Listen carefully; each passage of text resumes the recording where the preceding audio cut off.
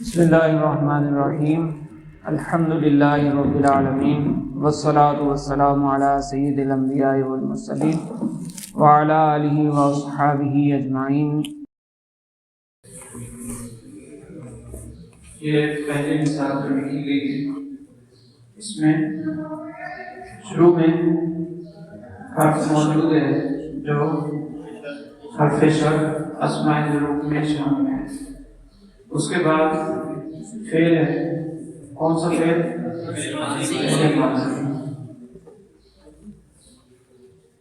جب فعل ماضی ہے واحد مذکر کا صیغہ، اس کو کیسے پڑھیں گے؟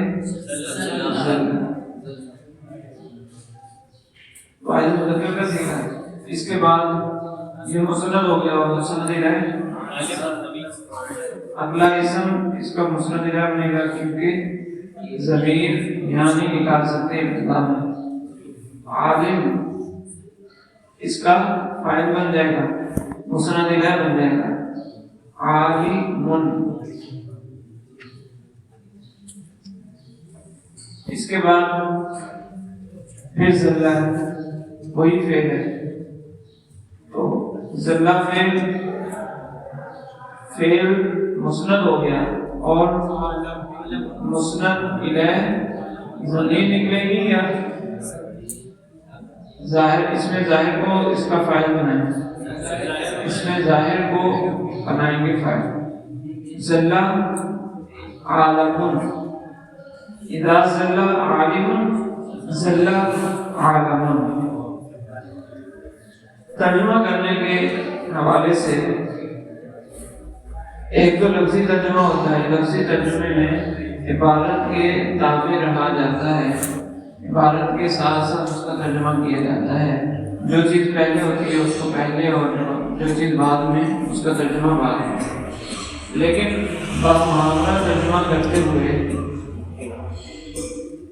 اس چیز کا لحاظ نہیں رکھا جاتا، بلکہ اس میں مفہوم دیکھا جاتا ہے اور مفہوم کو اپنی زبان کے اعتبار سے ادا کیا جاتا ہے کہ ہماری زبان میں اس چیز کو کہاں لایا جائے، اس چیز کو کہاں رکھا جائے تو زیادہ بہتر ہوگا۔ ایک تو یہ بات ہے۔ دوسرا، جب یہ اذا حرف شرط ہے تو اس کا مطلب یہاں پر ایک جملہ شرط ہے اور ایک جزا۔ شرط اور جزا کے بارے میں آپ نے یہ پڑھا کہ شرط سبب ہوتی ہے جزا کے لیے، شرط سبب ہے اور جزا اس کا مسبب ہے۔ اور ایک بات یہ ہے کہ جزا ہی جملے کا اصل ہوتی ہے، شرط اور جزا میں سے اصل جزا ہوتی ہے، شرط تو اس کا سبب ہے۔ تو اس جملے کو دوسری طرح بھی لکھ سکتے ہیں، سبب بنانا ہے تو اس کو دوسرے اعتبار سے بھی کہہ سکتے ہیں۔ اذا شرطیہ ہے اور ظروف زمان میں سے بھی ہے، تو اگر ہم ظرف کا ترجمہ کرتے ہوئے اس کو دوسرے جملے میں تبدیل کر دیں تو کیا ہوگا؟ ذلہ عالم، یہ دوسرا حصہ شروع میں آ جائے گا۔ ذلہ عالم وقتا ذلت العالم، وقتا ذلت العالم، ذلہ عالم وقتا ذلت العالم۔ اس کا ترجمہ کیا بنے گا؟ پہلے جزا کا ترجمہ آئے گا، پہلے جزا کا ترجمہ آئے گا، پھر وہ وقت کے ذریعے شرط کا ترجمہ آ جائے گا۔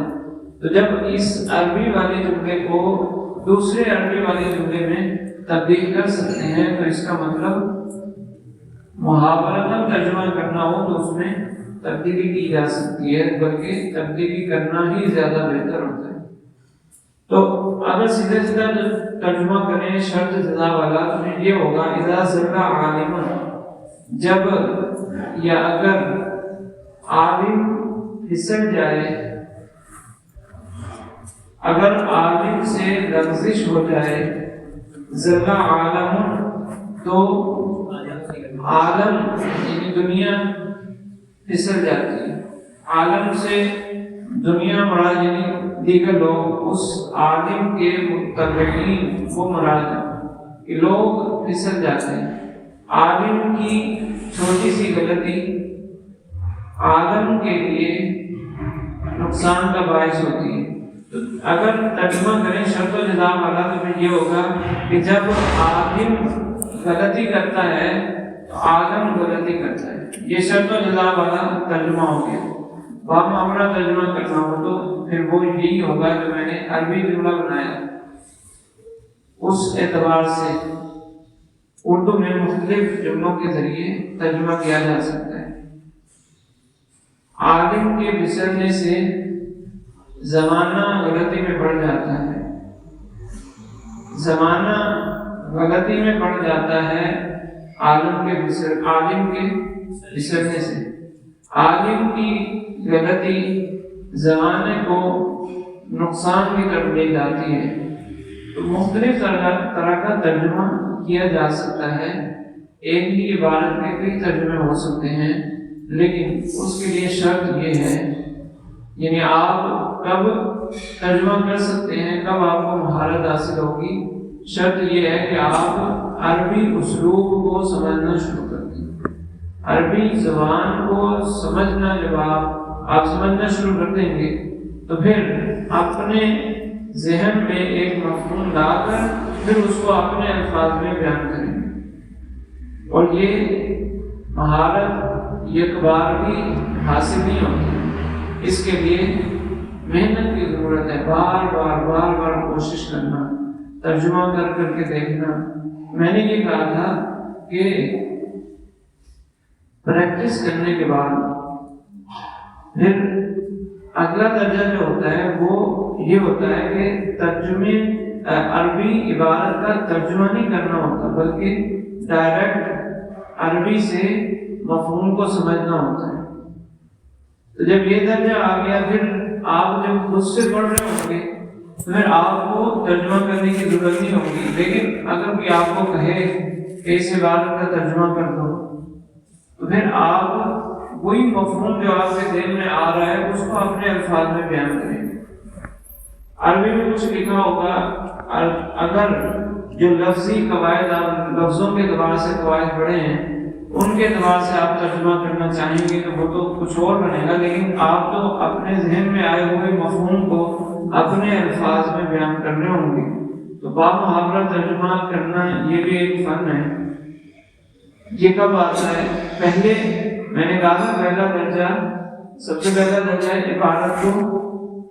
عبارت کے اعراب کو سمجھنا، پھر دوسرا درجہ یہ ہے کہ اس عبارت کا ترجمہ صحیح طریقے سے کرنا، تیسرا درجہ ہے عبارت سے مفہوم کو اخذ کرنا۔ ایسا نہیں ہے کہ ڈائریکٹ عبارت سے مفہوم اخذ کرنا شروع کر دے، ایسا بھی نہیں ہوگا، پہلے اس کو آسان ترجمہ سمجھنا پڑے گا، یعنی لفظی طور پر جو ترجمہ ہوتا ہے اس کو سمجھنا پڑے گا، پھر اس کے بعد بامحاورہ ترجمہ کرنے کا درجہ آتا ہے۔ بہرحال ایک یہ مثال ہے، اس کے بعد دوسری مثال، سب سے پہلے لفظ اسم ہے۔ اسم کلام کے شروع میں موجود ہو تو اس کو مسند الیہ بناتے ہیں، عامل مانوی کی وجہ سے اس کو رفع مل جاتا ہے۔ الدنیا رفع تو نہیں آیا، یہ رفع حالت رفعی میں ہے، ابتدا جو عامل مانوی ہے وہ اس کو حالت رفعی میں لے آیا۔ اب حالت رفعی کی ادائیگی کیسے ہوگی؟ اس کی 16 اقسام جو اس میں متمکن کی اقسام ذکر کی جاتی ہیں، یا 9 اقسام جو ہم نے مختلف انداز سے پڑھا تھا، تو اس میں سے یہ کیا بنے گا؟ اس میں مقصور، اس کے آخر میں الف مقصورہ ہو، وہ اس میں مقصور ہوتا ہے نا، تو الدنیا یہ رسم الخط میں اس طرح آتا ہے، الف لکھا ہوتا ہے، لیکن اس کو دوسری طرح بھی لکھ سکتے ہیں، دنیا یا کے بعد کھڑا زبر آ سکتا ہے، تو رسم الخط بعض تبدیل بھی ہو جاتا ہے، ہمیں تو رسم الخط کے تابع ہی رہنا ہے۔ اب دنیا اس کے بعد کیا ہے، ان دو یہ بھی اسم ہے یہ بھی اسم۔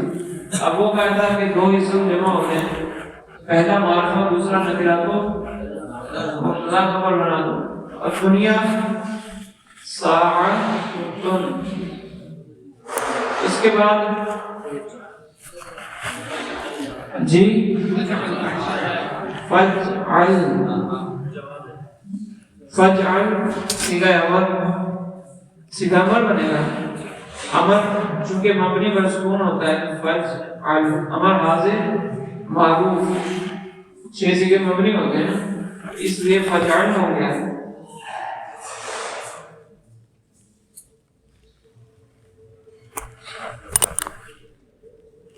اور امر حاضر کا جو صیغہ ہے واحد مذکر حاضر کا صیغہ، یہ چونکہ 12 صیغوں میں سے ہے لہذا اس صیغے کے اندر ہی فاعل بھی موجود ہے، مسند مسند الیہ دونوں ہی موجود ہیں۔ مسند مسند الیہ ہو گئے، پھر جو بچا اس کو کیا کرنا ہے فجعلھا۔ اور جب جملے کے اندر مسند مسند الیہ پورے ہو گئے تو اس کے بعد رفع تو نہیں آئے گا، یا تو کسرہ آئے گا یا فتح آئے گا۔ اگر حرف جار وغیرہ ہے تو کسرہ دے دو ورنہ فتح دے دو، تو کیا ہو گیا فجعلھا طاعتن۔ الدنیا ساعتن فجعلھا طاعتن، حاضری لوٹے گی اسی دنیا کی طرف۔ الدنیا ساعتن، ساعتن کا مطلب ایک گھڑی، لمحہ، مختلف عبارات کے اعتبار سے مختلف ترجمہ ہوتا ہے۔ تو دنیا قلیل ہے، اس کو اطاعت میں گزار دو، فجعلھا طاعتن، اس کو اطاعت بنا دو، یعنی دنیا کو اطاعت بنایا جا سکتا ہے، مطلب یہ کہ اس کو اطاعت میں گزارو، اللہ اور اس کے پیارے محمود صلی اللہ علیہ وسلم کی اطاعت میں گزارو۔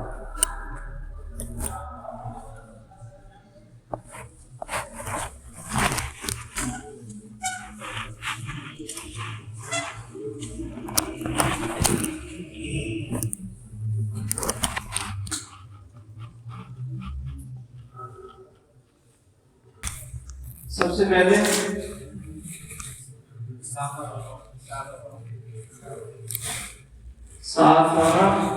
اور کیا پڑھ سکتے ہیں سافر، یہ بھی پڑھ سکتے ہیں۔ پھر پتہ کیسے چلے گا کیا پڑھنا ہے؟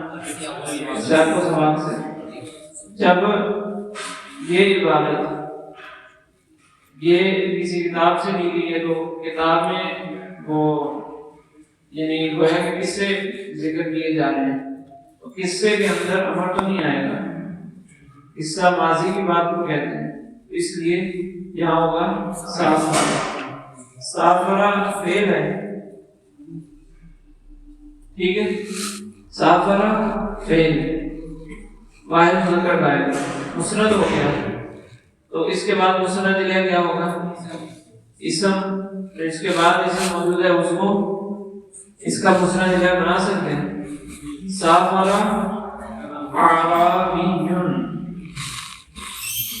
فی حرف جار ہے، اس کے بعد وجہ، فی کی وجہ سے اس کو کسرہ مل گیا تو فی وجہ۔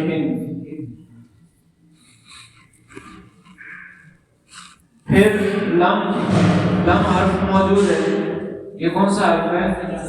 جازم مضارع، مضارع کو جزم دینے والا، جزم اس کا کیسے آئے گا؟ فلم، فلم ینجح، فلم ینجح، ٹھیک ہے۔ لم ینجح یہ بھی واحد کا صیغہ ہے، اس کا فاعل اس میں ظاہر بھی ہو سکتا ہے ضمیر، چونکہ اس کے بعد کوئی اس میں ظاہر نہیں ہے تو پھر اس کا فاعل اس کی ضمیر ہی بنے گی، اور وہ ضمیر کا مرجع بھی ماقبل میں موجود ہو سکتا ہے۔ ماقبل میں 2-3 اسم ہیں جس کو 2 اسم ہیں جس کو مرجع بنا سکتے ہیں، لہذا ضمیر یہاں پر آ سکتی ہے، وہ ضمیر آئے گی جو اعرابی کی طرف لوٹے گی۔ سافر اعرابی فی وجہ فلم ینجح، اس کے بعد فقال، قال فعل ہے، فعل یہ بھی واحد مذکر کا صیغہ ہے. اس کے بعد ضمیر اس میں ظاہر بھی ہو سکتا ہے اور ضمیر بھی ہو سکتی ہے. اس میں ظاہر تو کیونکہ موجود نہیں ہے لہذا ضمیر ہی نکالیں گے جو اس کا مسند الیہ بنے گا. اس کے بعد ما موجود ہے، ما کون سے نافیہ، ما نافیہ. اس کے بعد لفظ کیا ہے؟ ما ربحنا. یہ کون سا صیغہ ہے؟ جمع متکلم کا جب صیغہ ہے تو اس کا مطلب مسند مسند الیہ دونوں ہی آ گئے. مسند مسند الیہ دونوں آ گئے. اس کے بعد فی حرف جار ہے. حرف جار کے بعد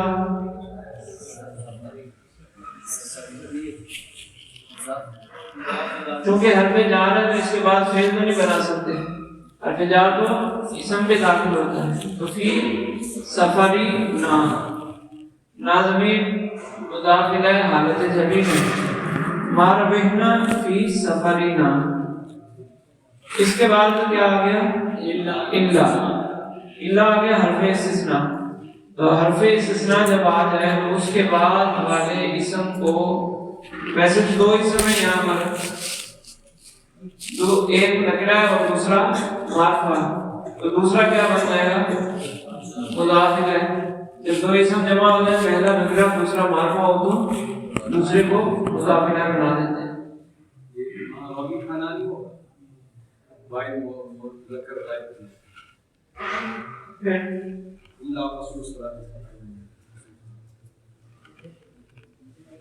کیسے؟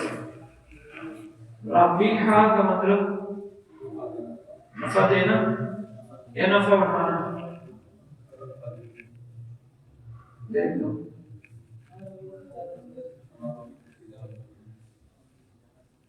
وہاں مجازی معنی ہے حضرت. وہاں بلاغت کے اندر اس کی مثال آتی ہی نہیں. اسناد مجازی کے اندر تقسیم کی ہوئی ہے نا کہ تجارت تو نفع نہیں اٹھاتی، اصحاب تجارت نفع اٹھاتے ہیں. یہ اسناد مجازی کی مثالوں میں سے. تو ما ربحنا، ہاں بات ہو رہی تھی اس کی. الا حرف استثناء ہے.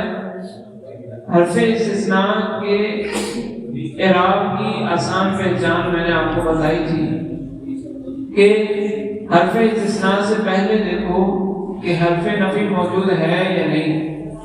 اگر حرف نفی موجود نہ ہو تو اس الا کے بعد والے اسم کو نصب دینا ہے، فتح دینا ہے. ایسے ہی تھا. اور اگر الا سے پہلے حرف نفی موجود ہو تو پھر دیکھنا ہے کہ مستثنی منہ موجود ہے یا نہیں. اگر مستثنی منہ موجود ہو تو بھی نصب ہی دینا ہے، اور اگر مستثنی منہ نہ ہو تو پھر عامل کے مطابق اعراب. تو یہاں پر الا سے پہلے ہم نے دیکھا تو حرف نفی موجود ہے. اس کا مطلب دوسری بات ہمیں دیکھنی پڑے گی، مستثنی منہ ہے یا نہیں، ہے کہ نہیں ہے؟ مستثنی منہ نہیں ہے. کیسے پتہ چلے گا کہ مستثنی منہ ہے یا نہیں ہے؟ اس کی پہچان غور و فکر کرنے سے حاصل ہوتی ہے. کوئی قواعد نہیں ہے. غور و فکر کریں گے کہ جس کا استثناء کیا جا رہا ہے اس جیسی کوئی چیز پیچھے ہے یا نہیں جس میں سے اس کو مستثنیٰ کیا جا سکے. جیسے یہاں پر پیچھے ایک چیز ہمارے پاس موجود ہے، الا سے پہلے سفرینا، فی سفرینا. تو کسر السرا کو سفرینا فی سفرینا سے نکال سکتے ہیں، فی سفرینا سے نہیں نکال سکتے. یہ غور و فکر کرنے سے معلوم ہوگا جب مستثنی منہ موجود نہیں ہے، لفظوں میں موجود نہیں ہے. اچھا، موجود نہ ہونے کا مطلب یہ ہے کہ وہ لفظوں میں موجود نہ ہو، معنی تو ہوگا. یہاں معنی کیا نکلے گا؟ مانن مسلسل میں یا تو شیئن نکلے گا یا ربحن نکلے گا. ما ربحنا ربحن، ہم نے کوئی نفع نہیں اٹھایا.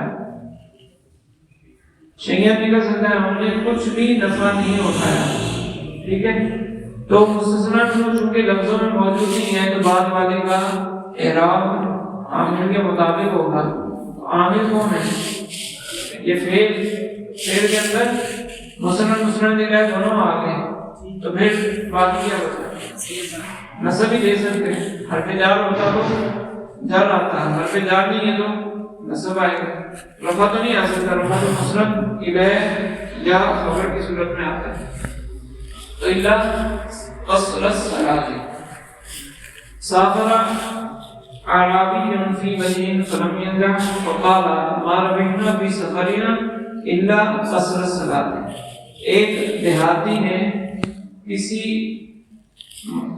جانب کسی سمت سفر کیا، کسی علاقے کی طرف وہ گیا، لیکن اس کو کامیابی نہ ملی.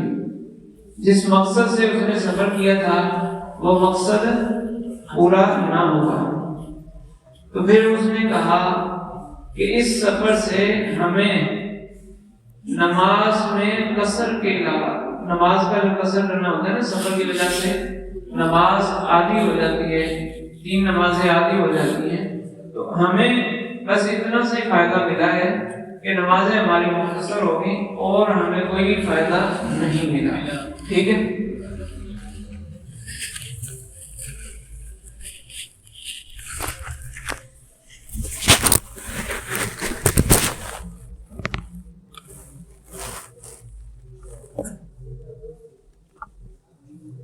ہم نے کل پڑھا تھا اس میں مبنی کے بارے میں. اس میں مبنی الاصل تو نہیں ہوتا، مشابہ مبنی الاصل ہوتا ہے. تو اس کی 8 قسمیں ہیں. 8 قسموں میں سے 7 قسموں کو ہم نے سرسری سا دیکھ لیا تھا. ظروف کے بارے میں نے کہا تھا کہ کچھ باتیں رہتی ہیں.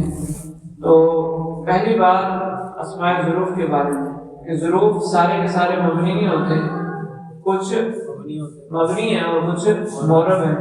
جیسے اندہ ہے، اندہ یہ معرب ہوتا ہے. جیسے من عند اللہ، من عند اللہ. ویسے رفع اس پر نہیں آئے گا چونکہ یہ مفعول فی ہے، تو مفعول فی ہونے کی وجہ سے اندہ مفعول فی ہے، جگہ پر دلالت کرتا ہے یا وہ طرف سے. اندہ کا مطلب ہوتا ہے فلاں کی طرف سے، اندہ فلاں کی طرف سے، یا اندہ اس کے پاس میں جگہ والا معنی آ گیا. جیسے کسی کی جیب میں ہے تو کوئی چیز جیب میں رکھی ہوئی ہے تو کہیں گے اندہ فلاں اس کے پاس ہے، یعنی اس کی جیب میں ہے. تو اس میں جگہ والا معنی بھی کچھ پایا جاتا ہے، اس لیے یہ منصوب ہوگا. لیکن اگر حرف جر آ جائے تو اس پر کسرہ آ جائے گا. ٹھیک ہے. تو اسی طرح کچھ اور بھی اسماء ظروف ہیں جو معرب ہوتے ہیں. کچھ وہ ہیں جو بعض حالتوں میں معرب اور بعض حالتوں میں مبنی ہوتے ہیں، اور کچھ وہ ہیں جو ہمیشہ ہی مبنی ہوتے ہیں. جو بعض حالتوں میں معرب بعض حالتوں میں مبنی ہیں وہ 4 مشہور ظروف ہیں. قبل بعد، تحت فوق قبل بعد، یعنی 4 تحت فوق اوپر نیچے، اور قبل بعد یہ سمت کے لیے بھی آتا ہے اور وقت کے لیے بھی آتا ہے. قبلیت وقتی بھی ہوتی ہے اور قبلیت جگہ کے اعتبار سے زمانی اور مکانی. قبلیت اور بعدیت زمانی مکانی دونوں ہوتی ہے. بہرحال یہ جو 4 الفاظ ہیں قبل بعد فوق تحت، یہ 4 الفاظ کبھی معرب ہوتے ہیں کبھی مبنی. جب یہ اکیلے موجود ہوں تو مبنی ہوتے ہیں. اگر ان کے ساتھ بھی اسم لگا ہو، یعنی اس کے بعد کوئی لفظ موجود ہو تو یہ پھر معرب ہوتے ہیں. اس کے بعد کوئی لفظ موجود ہو تو یہ معرب ہوں گے.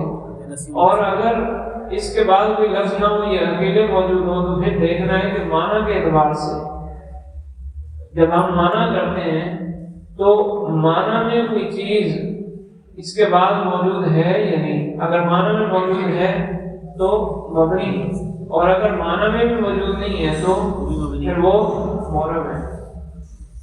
اگر نسیہ منسیہ معذوف ہو تو معرب ہوتا ہے نا. معذوف منوی کی صورت میں مبنی ہوتا ہے.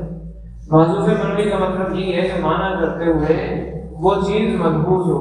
یہ جو 4 قابل بات ہیں، ان کے بعد جو کوئی بھی ترجمہ اگر ملحوظ ہو تو پھر وہ مبنی ہوں گے.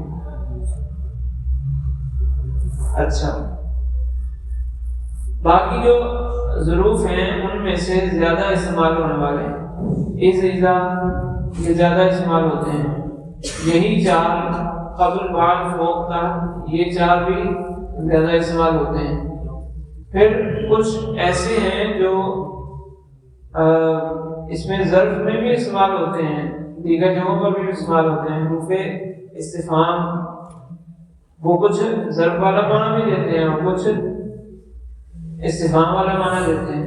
اسی طرح کچھ وہ ہیں جو شرط والا معنی بھی دیتے ہیں اور ظرف والا معنی بھی دیتے ہیں، جیسے یہ شرط والا معنی بھی دیتے ہیں. اسی طرح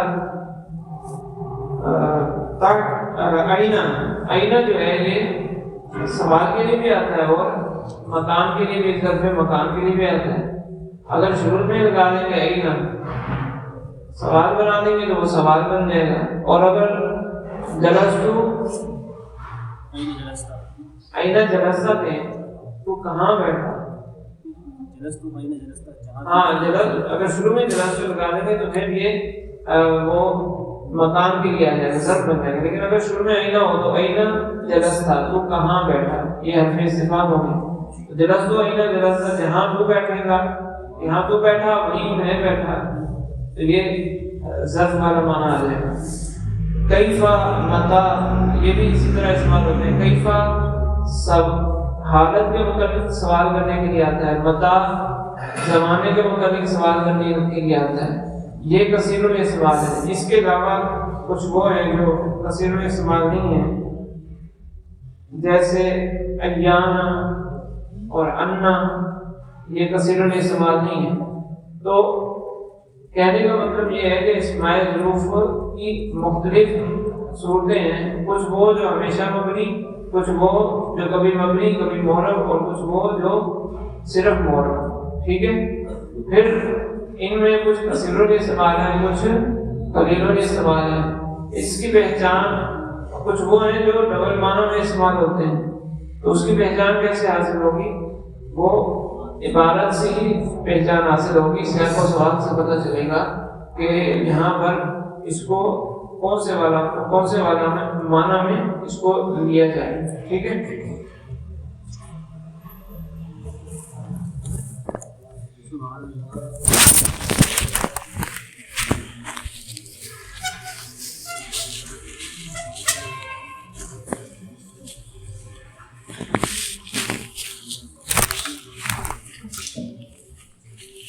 کلمہ کی 3 اقسام: اسم، فعل اور حرف.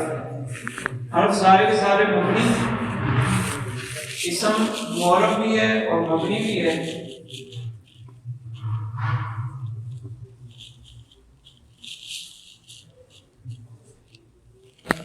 اور فعل بھی معرب بھی ہے اور مبنی بھی ہے. اس میں مبنی کو بھی ہم نے دیکھ لیا. اس میں معرب کے بارے میں بھی ہم نے کچھ بات کی کہ معرب کس طرح ہوتا ہے، اس پہ کون سے اعراب آ سکتے ہیں، پھر ان کو پڑھنے کا طریقہ کیا ہوگا، ان کی اعراب کی پہچان کیا ہے. فعل کے اندر کچھ افعال معرب ہیں، کچھ مبنی. مبنی کون سے ہیں؟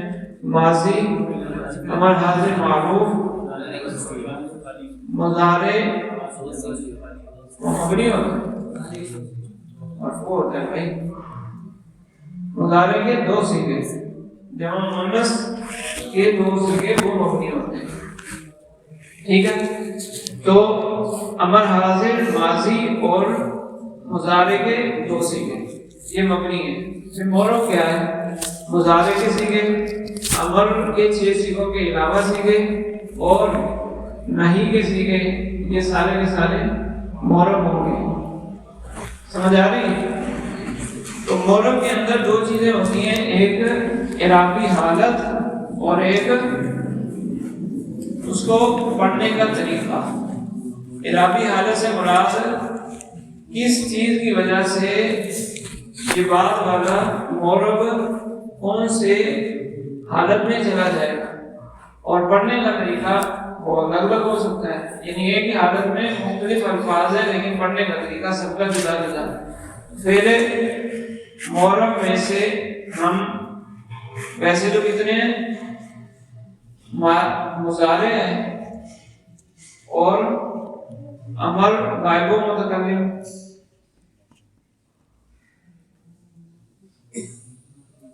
اور نہیں.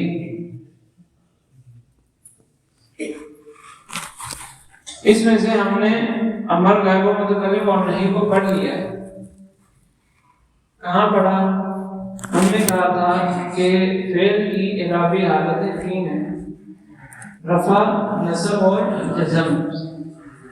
رفع کب آئے گا؟ جب اس پر کوئی عامل موجود نہیں ہوگا، اور نصب کب آئے گا؟ جب حروف نواصب میں سے کوئی موجود ہو.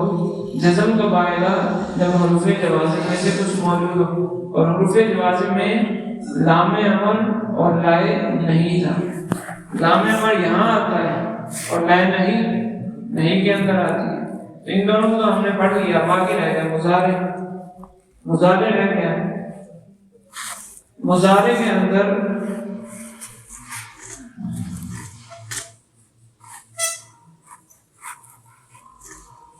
اعرابی حالتیں تو ہم نے پڑھ لی تھی. مضارع اعرابی حالتیں تو پڑھ لی نا کہ نصب آئے گا یا جزم آئے گا یا رفع آئے گا. لیکن ان کو پڑھنا کس طرح ہے؟ ان حالتوں کو پڑھنا کس طرح ہے؟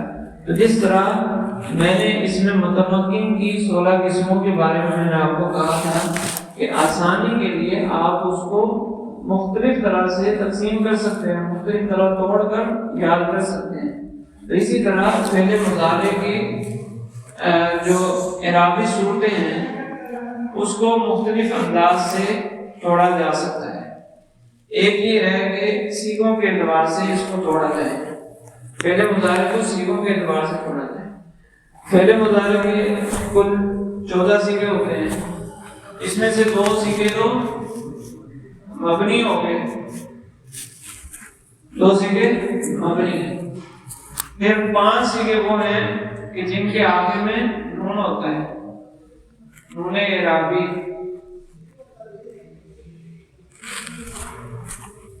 4 تسنیہ کے، 2 جمع مذکر کے اور 1 واحد مؤنث حاضر کا. یہ 5 صیغے وہ ہیں. کتنے ہو گئے؟ نہیں، ہاں 7، 5 ہی 7 صیغے وہ ہیں کہ جن کے آخر میں نون اعرابی آتا ہے، اور 5 صیغے وہ ہیں جو نون اعرابی وغیرہ سے خالی ہوتے ہیں. ٹھیک ہے؟ یعنی واحد کے صیغے اور واحد اور متکلم، واحد مذکر غائب، واحد مؤنث غائب، واحد مذکر حاضر، واحد متکلم اور جمع متکلم. واحد کے 3 صیغے، واحد کے 4 صیغے اور جمع کا 1 صیغہ. ٹھیک ہے؟ اس طرح یہ ٹوٹل کتنے بن کے صیغے؟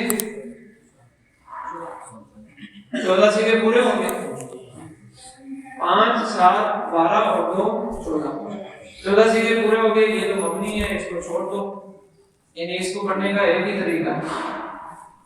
7 جو نون اعرابی والے ہیں اس کو پڑھنے کا بھی ایک جیسا طریقہ ہے. 2 یعنی اس کی 2 حالتیں ہوں گی.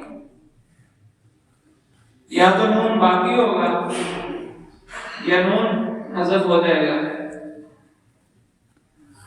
اگر حرف نواصب یا جوازم میں سے کوئی موجود ہو تو یہ حالت ہوگی. یعنی حالت نصبی اور حالت جزمی، اور یہ نون اعرابی کو باقی رکھتے ہوئے یہ حالت رفعی. ٹھیک ہے، حالت رفعی اور حالت نصبی اور جزمی. پھر یہ جو 5 سیگے ہیں اس کی 2 صورتیں ہو سکتی ہیں.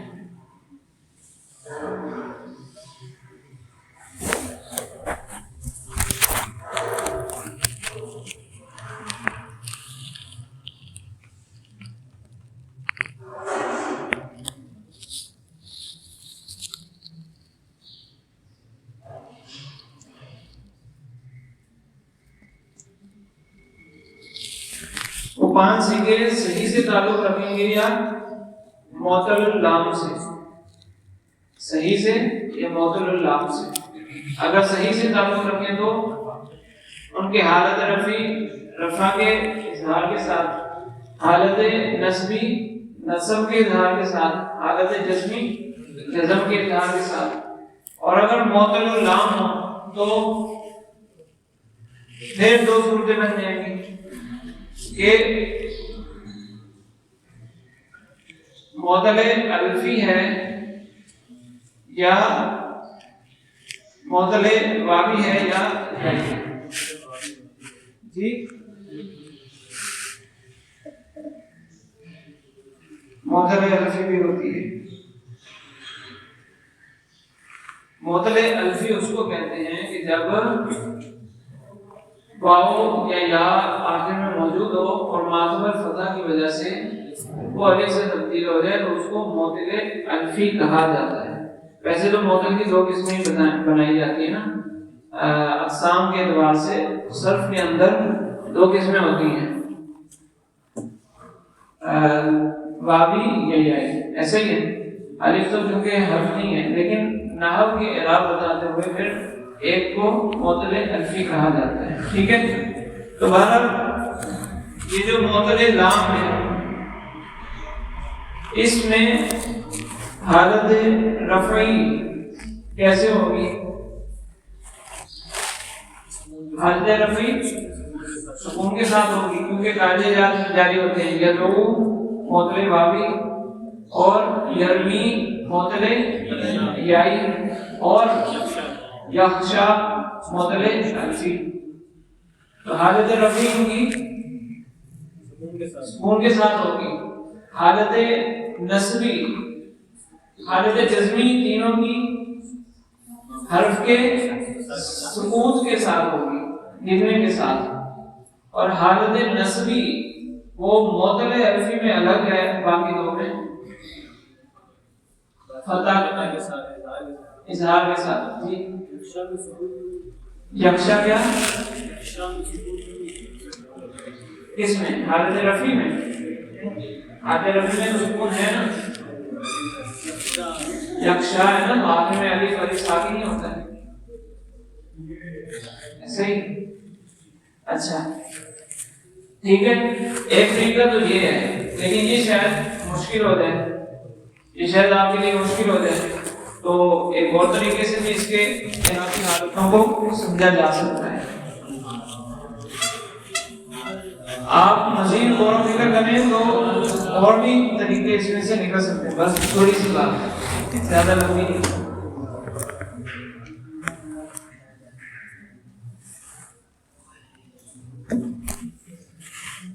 اگر اس کو اعراب کے اعتبار سے تقسیم کریں کہ فعل مضارع کے اعراب کتنے؟ 3، رفع، نصب اور جزم. رفع کب آئے گا؟ سب سے پہلے تو جزم کی بات کریں. جزم میں کیا ہوگا؟ فعل کی کوئی بھی صورت ہو وہ سکون کے ساتھ ہو. اگر نون اعرابی کی بات کریں تو نون اعرابی کی جائے گا، یعنی 12 سیغوں میں نون اعرابی کی جائے گا. اگر معطل ہے تو اس کا آخری حرف گر جائے گا، اگر صحیح ہے تو اس میں سکون آ جائے گا. تو اس کی حالت میں تبدیلی نہیں آتی، مطلب جزم نے کچھ نہ کچھ اثر دکھانا ہے، اس کی تقدیری صورت نہیں ہوتی. اس میں تقدیری نہیں ہوتی بلکہ ظہوری ہوتا ہے. وہ ظہور یا تو سکون کے ساتھ، رفع حرکت کے ساتھ ہوگا، سکوت حرکت کے ساتھ. وہ ظہور یا تو سکوت حرکت کے ساتھ ہوگا، یا سکوت نون اعرابی کے ساتھ ہوگا، یا سکوت حرف علت کے ساتھ ہوگا. تو حالت جزمی میں ہمیشہ کوئی نہ کوئی سکوت پایا جائے گا. ٹھیک ہے، حالت جزمی میں سکوت پایا جائے گا. اور حالت رفعی جو ہے، حالت رفعی اور حالت نصبی، یہ اگر ان کو ملا دیں تو پھر یوں کہیں گے کہ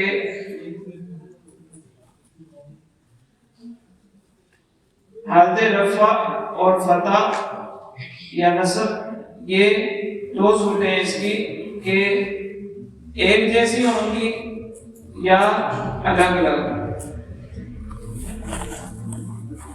اگر ایک جیسی ہوں گی یا الگ الگ تو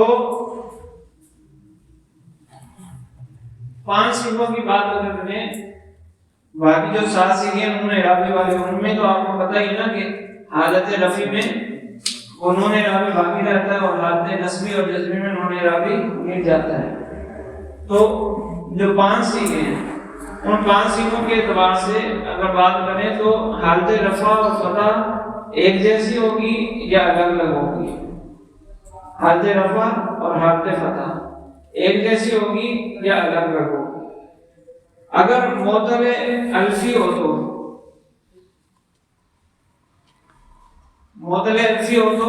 حالت ایک جیسی ہوگی یا الگ الگ. ہوا یخشا اور لن یخشا ایسے ہی ہے نا، ان کی حالت ایک جیسی رہتی ہے.